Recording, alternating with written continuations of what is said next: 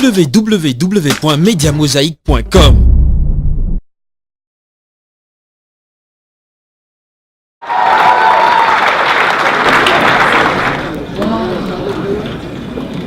« 1000 kilomètres pour 1000 pouvoirs. »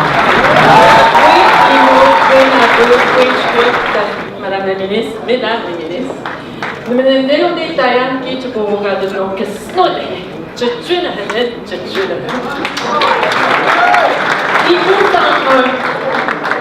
avec fierté quand je suis partie de ma Nouvelle-Zélande près de cette île ce matin, avec un cœur rempli d'espoir, rempli d'émotions, mais aussi de conviction.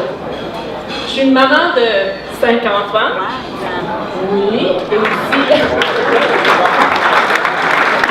Je suis aussi une belle-mère de 2 belles jumelles avec mon conjoint Serge et récemment j'ai perdu une grande amie dont je suis maintenant la mère spirituelle de Deneige, sa fille.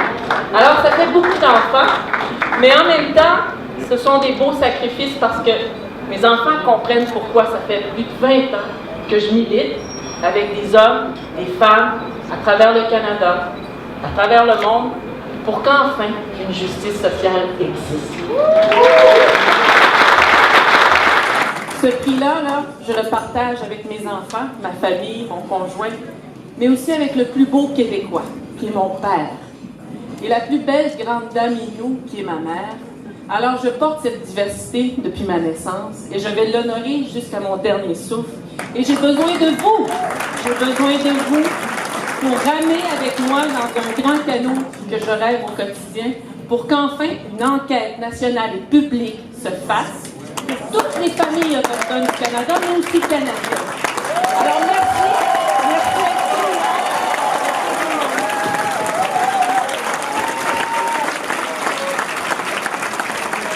à toute une inspiration.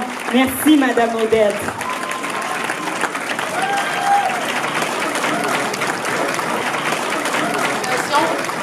Antérieure à ces 375 ans-là.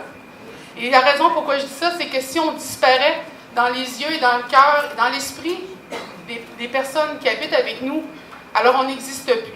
Et je tiens à souligner qu'en 1990, quand la crise d'Oka est arrivée, je me rappelle très bien, à 12 ans, avoir entendu « Il y a encore des Indiens au Québec? »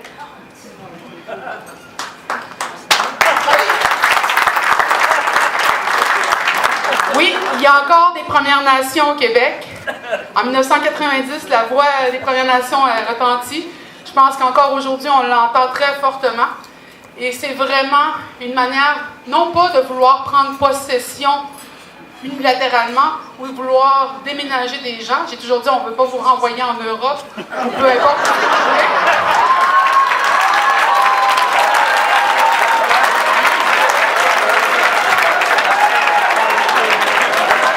Parce qu'il y a dans cette pièce, je suis certaine, les parents et les parents des futurs enfants, de ceux qui vont partager la vie de ma fille.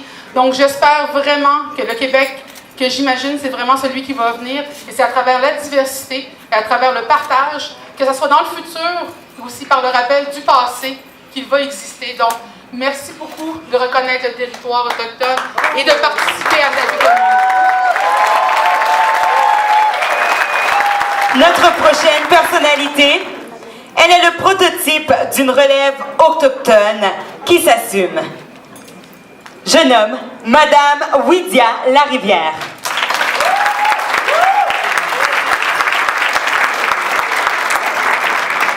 Je suis quand même la 3e autochtone nominée de la soirée. Je trouve qu'il y a quand même quelque chose d'important qui se passe. Ça fait quelques années que je milite pour la cause autochtone, puis je remarque que ces dernières années, il y a vraiment un ravivement là, sur les questions autochtones sont revenues à l'ordre du jour, puis il y a vraiment un vent de changement, d'espoir qui se passe. Je sais qu'on fait souvent un portrait misérabiliste de la jeunesse autochtone. Moi, j'ai la chance de travailler quotidiennement avec des jeunes autochtones qui sont dynamiques, politisés, qui ont vraiment envie de changer les choses dans leur communauté. Puis, en fait, j'aimerais vraiment tout simplement dédier mon prix à toutes les femmes autochtones puis tous les jeunes autochtones qui travaillent quotidiennement pour l'amélioration des conditions de vie dans leur communauté.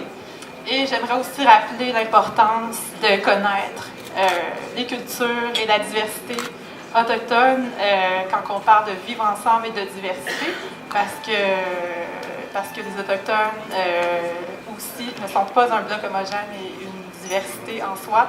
Puis donc je vais réitérer sur ce que ma consoeur Mélissa Molin-Dupuis a dit.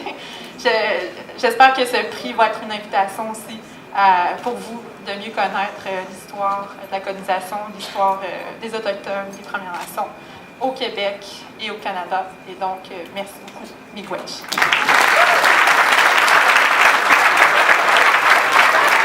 Merci, Madame Larivière. Pour mieux comprendre notre univers et une humanité de plus en plus nuancée, toute une équipe de spécialistes de l'information vous offre des vues panoramiques ou microscopiques de ce qui fait l'actualité. Un simple clic, www.mediamosaïque.com.